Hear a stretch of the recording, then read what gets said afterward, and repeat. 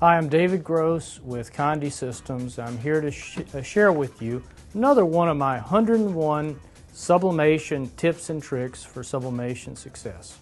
This tip is going to be tip number 14, and that's hide non-sublimation inks so that it is not possible to install them by accident. And I was just sharing with others that I had extensive email correspondence with a client that was in Australia that had purchased a 7000, and they bought the inks from us and everything else, but the printer was purchased there, and suddenly their colors shifted.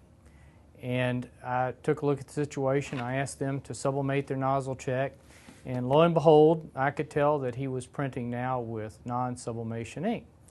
And if you look at the cartridges, this is the sublimation cartridge for the cyan. This is the Rico cartridge for the cyan, and they're very close to being the same. Very close. They look the same, whatever.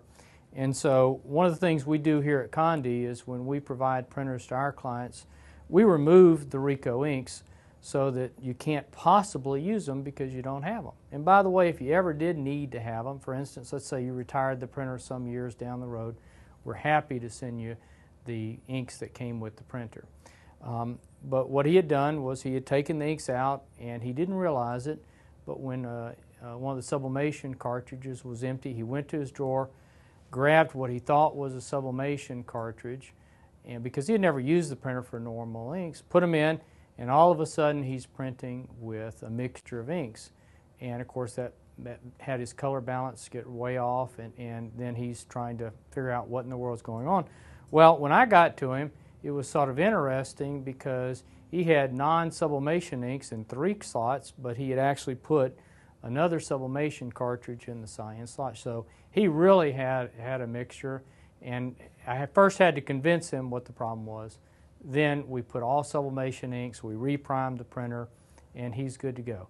So it's very important that if you do have non-sublimation inks for your Ricos, for your Epsons, that you really put those in a place that your staff, your other folks in the office, when you do run out of ink, they won't easily find these inks, because if you do put them in, it's going to be a gradual process of shifting to that ink, and then you're going to get a color spectrum shift. Things are going to go crazy, and it's not going to be really obvious why. So please, if you've got non-sublimation inks, put those in a place that they're not easily found. So again, this is David Gross with tip number 14 from my collection of 101 sublimation tips for success. My article is posted at the website. I welcome your feedback. My email address is dgross@condi.com. Till we meet again, David Gross, thank you.